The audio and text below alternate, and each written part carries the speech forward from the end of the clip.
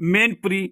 आज रविवार को सपा अध्यक्ष अखिलेश यादव पत्नी सांसद डिंपल यादव के साथ किसनी विधानसभा के बूथ कार्यकर्ताओं का आभार व्यक्त करने पहुंचे, जहां जिला अध्यक्ष आलोक साक्य की अध्यक्षता में हुए कार्यक्रम में किसनी विधायक ब्रजेश कठेरिया ने पूर्व मुख्यमंत्री अखिलेश यादव एवं नवनिर्वाचित सांसद डिंपल यादव का जोशीला स्वागत किया गया, जहां उन्हें एक गदा भेंट किया गया तथा चांदी का मुकुट पहनाकर स्वागत किया गया। वहीं उन्हें फूल मालाओं से लाद कर स्वागत किया गया। बड़ी संख्या में मौजूद कार्यकर्ताओं का अभिवादन अखिलेश यादव और डिंपल यादव ने किया तथा आभार व्यक्त किया कार्यकर्ताओं का, और कहा है ऐसे ही वो साथ देते रहें। क्या कुछ कहा है पूर्व सीएम अखिलेश यादव ने, आइए सुनते हैं इस पूरी खबर के जरिए। और खबरों को देखने के लिए हमारे न्यूज़ CPS चैनल को सब्सक्राइब करें, लाइक करें और हमें ढेर सारा आशीर्वाद दें। आप लोगों का बहुत बहुत धन्यवाद।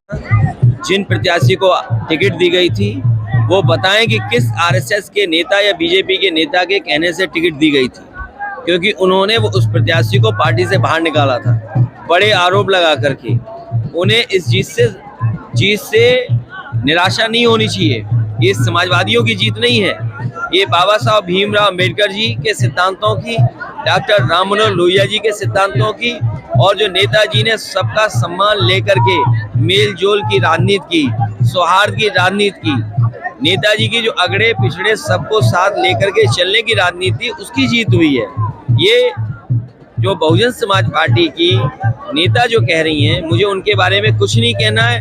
हमारा लक्ष्य ये है कि भारतीय जनता पार्टी उत्तर प्रदेश से कैसे हटे, क्योंकि उत्तर प्रदेश से ही ये दिल्ली का रास्ता इनको मिला था। उत्तर प्रदेश की जनता ही इन्हें रोकेगी। उन्होंने रामपुर की हार को सपा और भाजपा की मिलीभगत के अंदरूनी के लिए। देखिए, समाजवादी पार्टी और आदरणीय आजम खान साहब कभी चुनाव नहीं हारना चाहेंगे।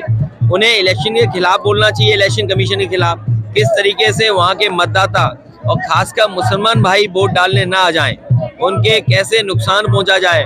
उनके घर को घेर लिया गया, महिलाएं थी, उन्हें गलत भाषा का इस्तेमाल किया गया। कई पार्टी के नेता निकले तो उनके हाथ पैर तोड़ दिए गए, कईयों को चोटें आई हैं। पुलिस लगा करके मुसलमान भाइयों को घर से नहीं निकलने दिया।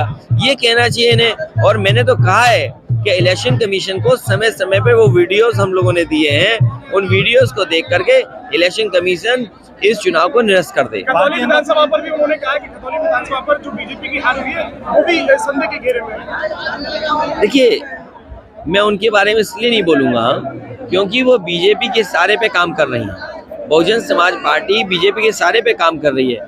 आप पिछला चुनाव देख लो, समाजवादी पार्टी कैसे हारे, उस तरीके से टिकट दिए गए। हालांकि उस पहलू पे मैं नहीं जाना चाहता हूँ। मैं केवल इतना कहना चाहता हूँ, आज महंगाई चरम सीमा पर है, बेरोजगारी चरम सीमा पर है, अन्याय चरम सीमा पर है, और जितने भी छोटे बड़े व्यापारी हैं उन पे GST के छापे लग रहे हैं। GST के छापे इसलिए मारे जा रहे हैं, बीजेपी जानती है कि व्यापारी उनसे दूर हो गया है। उनके कागज दिखा के व्यापारियों को डरा करके नगर निकाय के चुनाव में बीजेपी वोट लेना चाहती है।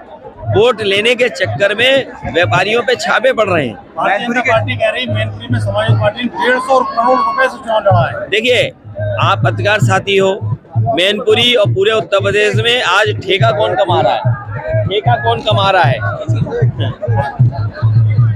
ठेका कौन कमा रहा है?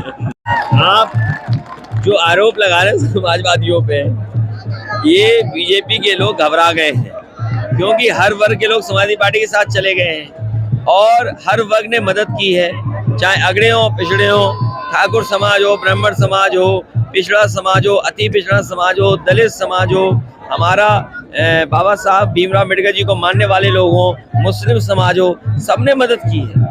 ये बीजेपी घबरा गई है। अच्छा, पैसा कौन कमा रहा है? पैसा बीजेपी कमा रही है। अच्छा, ठेका किसके? बीजेपी के। जिला पंचायत आपके ठेके सड़कों के, माइनिंग में आप पता कर लो, पूरा माइनिंग की लूट कौन कर रहा है? बीजेपी। सड़कों के गड्ढे भराई की लूट कौन कर रहा है? बीजेपी। अधिकारी जो कमीशन खा रहे हैं वो बीजेपी के माध्यम से खा रहे हैं। सबसे ज्यादा लूट तो बीजेपी कर रही है। समाजवादियों ने तो अपनी जनता से समर्थन मांग लिया और नेताजी को याद करके जनता ने वोट दिया। इसलिए बीजेपी को शर्म करना चाहिए इस तरह के आरोप लगाना। एक तरफ तो ये नेताजी की दुआई देते हैं, नेताजी को सम्मान देते हैं, और वहीं जब नेताजी के पक्ष में मतदाताओं ने सच्ची श्रद्धांजलि दी तो ये पैसे का आरोप लगा रहे हैं। इनसे ज्यादा झूठा, इनसे ज्यादा बेईमान, इनसे ज्यादा खराब काम कोई नहीं कर सकता बीजेपी ज्यादा। चाचा को क्या बड़ी जिम्मेदारी मिली? नहीं, चाचा हमारे साथ आए हैं, उनका दल विलय हो गया है, उन्हें भी जिम्मेदारी मिलेगी। 2024 के चुनाव में क्या लग रहा है कि इस बार जैसे जेडीयू के केसी त्यागी जी बोल के कहते हैं कि सबको गठबंधन में एक होकर बीजेपी को हराने की रणनीति बनानी पड़ेगी, सपा का क्या स्टैंड है? मुझे उम्मीद है कि इसी तरह दल साथ आएंगे। हम लोग समय समय पे जो देश के बड़े नेता हैं, जिसमें ममता बनर्जी जी हैं, केसीआर साहब हैं मुख्यमंत्री, ये प्रयास करते रहे हैं एकजुट होने के लिए। नीतीश कुमार जी हैं मुख्यमंत्री जी हैं, वो भी प्रयास करते रहे। कोई न कोई रास्ता निकलेगा और मुझे उम्मीद है कि ये जो बड़े बड़े नेता प्रयास कर रहे हैं वो सफल होंगे।